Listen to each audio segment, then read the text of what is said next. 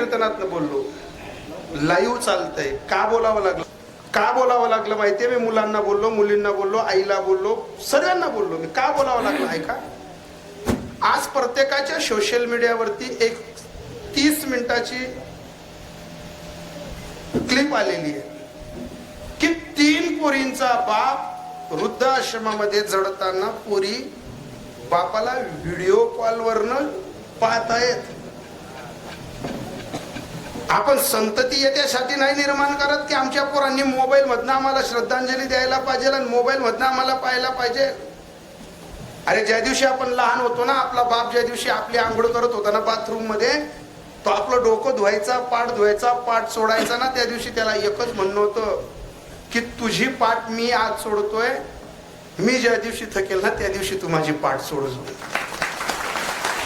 ऐका ना, तुम्ही तुमच्या पोरीला बाथरूम मध्ये रविवार शनिवारी डोकं धुत होते ना ताई, तुम्ही हप्त्यावरचा संताप तुमच्या पोरीवर काढायच्या, पोरी अशा सापडायच्या नाही ना, तुम्ही मोरीत ठोकायच्या तुमच्या पोरींना.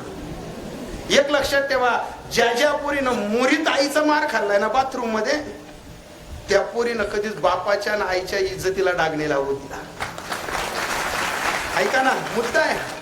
अरे आज हरियाणातली क्लिप, ती पोरगी त्या तिथल्या कर्मचाऱ्यांना सांगते मला घाई आहे, तुम्ही लवकर आवरा. अरे ज्या दिवशी आपली संतती आपल्या अशा विरोधात जाईल ना, बापानं एवढं नाव कमवलं, उद्योगपती झाला, काय कामाचं ते पेटवायचंय ते. मला माझ्या कीर्तनातनं एवढंच मांडायचंय, आमचा बाप प्रॉपर्टी कमवणार नाही, आमचा बाप जमीन जुमला घेणार नाही. पण ऐका ना, ज्या बापाने आपल्याला कष्ट करून वाढवलंय ना, नका जास्त काही करू रे, पण त्याच्या अंतविधीच्या वेळेस आणि त्याच्या म्हातारपणीच्या वेळेस आपण माय बापाजवळ दिसा, एवढं. आणि एवढं जर सूत्र घेतलं ना तर सावताबाबांचा हा पहिल्या वर्षाचा सप्त सर्वे कमिटीचा लागू पडेल.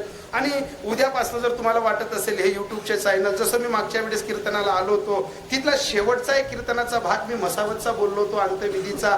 1 लाख लोकांनी पाहिला तो व्हिडिओ. 1 लाखांपर्यंत गाव पोचलं, 1 लाखांपर्यंत गाव पोचलं. कोणत्या दरे ना की आजही काहीतरी गावामध्ये धर्माचं कार्य चालू आहे. युट्यूबच्या माध्यमातून, योगेश पाटलांच्या युट्यूबच्या माध्यमातून हेही कार्य चालू राहील. जाता जाता सावता बाबांना आठवताना शेवटचं ज्ञानोबरांच्या चरणी भजन करूया.